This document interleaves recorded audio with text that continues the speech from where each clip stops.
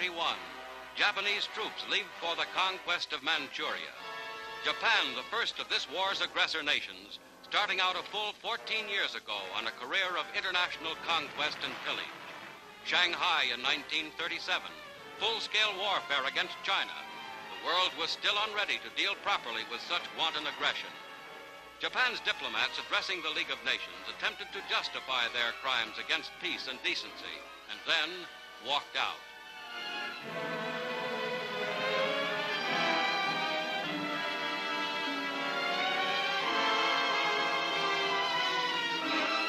The long series of brutal attacks upon an unprepared neighbor continued. Japan seized a whole new empire, set up puppet rulers, grew even more self-confident and aggressive as she fed on other people's suffering. Japan's successful imperialism encouraged other aggressors. Italy invaded Ethiopia. Later, Germany and Italy, by military intervention, helped overthrow the Republican government in Spain. Three nations toasted the consummation of an infamous alliance, the Axis Military Pact of 1940. Germany and Italy, who had plunged Europe into war, became fully united with Japan in the strategy of terror.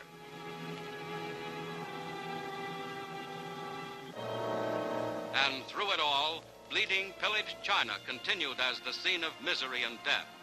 Millions of her people were made homeless. With indomitable courage, but pathetically inadequate weapons, the Chinese fought back. Alone, they kept the resistance to Japanese imperialism alive.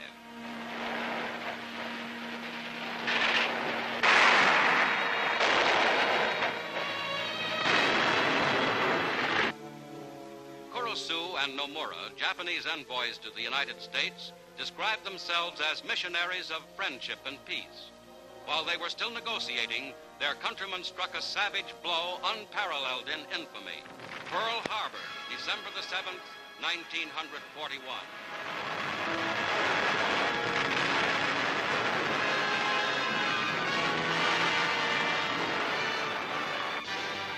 In spite of crippling damage, the United States fleet, augmented by British, Australian, and Dutch units, set out to find the enemy. In the battles of the Coral Sea and Midway, the Japanese advance was halted.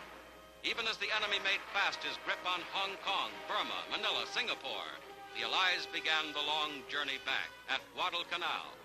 Step by step, the Japanese were beaten back at Bougainville, Tarawa, Kwajalein, Saipan, Guam.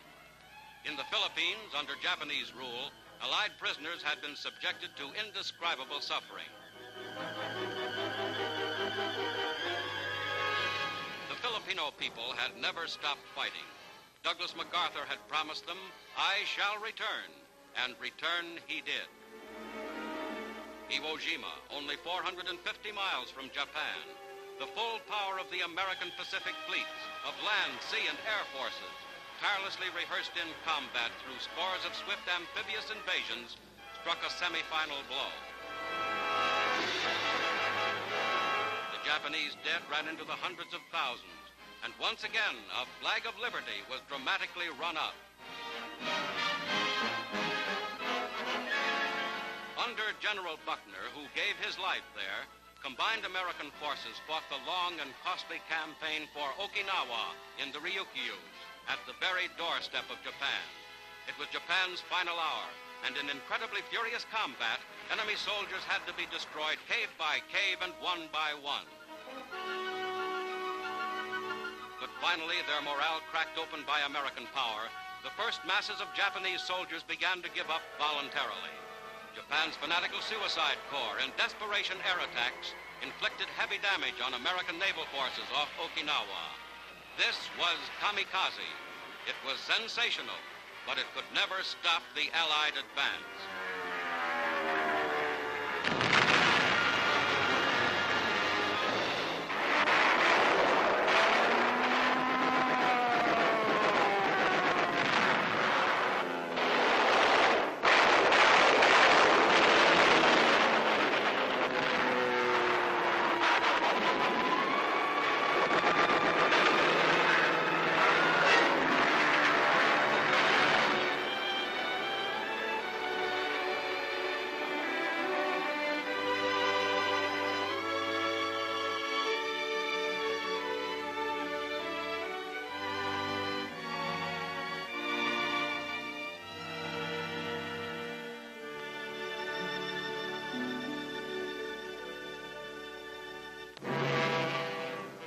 B-29, scourge of Japan's home islands, mighty engines of destruction bringing home the lesson of Pearl Harbor.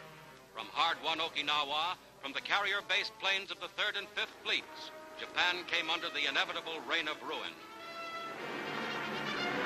Allied sea forces moving up to the Japanese home island shelled the mainland almost without opposition. Admiral Halsey's ranging naval might was helping to hammer the enemy to his knees. But there was to come. The unimaginably destructive atomic bomb perfected by Allied scientists. First mission, the industrial city of Hiroshima. Second mission, the port of Nagasaki. Japan had its choice, complete surrender or complete ruin.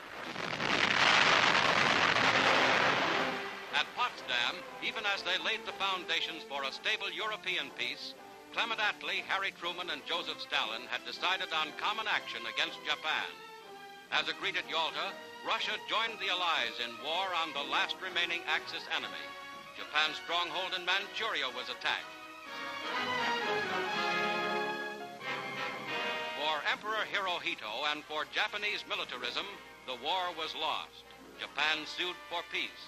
In Washington, Secretary of War Stimson and Secretary of State Burns hurried to the White House with Secretary of Navy Forrestal. The United States Cabinet, meeting with President Truman, studied Japan's surrender messages in full coordination with the governments of Britain, China, and Russia, and other allies. The world remembered Franklin Delano Roosevelt, Commander-in-Chief, American war casualty. Years of grave responsibility took their toll. A grateful world honors him today.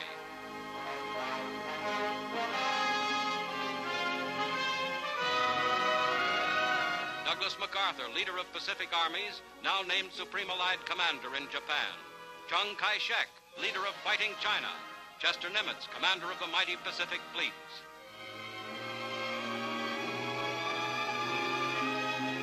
Harry S. Truman, 4 months after taking oath as president, leads his country finally to victory and peace. Mr. Truman and his cabinet meet in emergency session. Former Secretary Hull is on hand as the president breaks the momentous news of Japan's surrender. I have received this afternoon a message from the Japanese government in reply to the message forwarded to that government by the Secretary of State on August 11th. I deem this reply a full acceptance of the Potsdam Declaration, which specifies the unconditional surrender of Japan. In the reply, there is no qualification. Arrangements are now being made for the formal signing of the surrender terms at the earliest possible moment. General Douglas MacArthur has been appointed the Supreme Allied Commander to receive the Japanese surrender. Great Britain, Russia, and China will be represented by high-ranking officers. Meantime, the Allied armed forces have been ordered to suspend offensive action.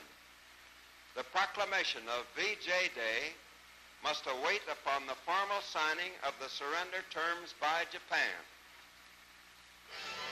Newsmen rushed the president's report to a waiting world. And through the early evening, Tuesday, August 14th, the fateful news is flashed. In New York City, as throughout a rejoicing nation and world, vast throngs of grateful, happy people celebrate the end of fighting, the dawn of peace. 2 million New Yorkers jam Times Square. It's official. It's all over. It's total victory.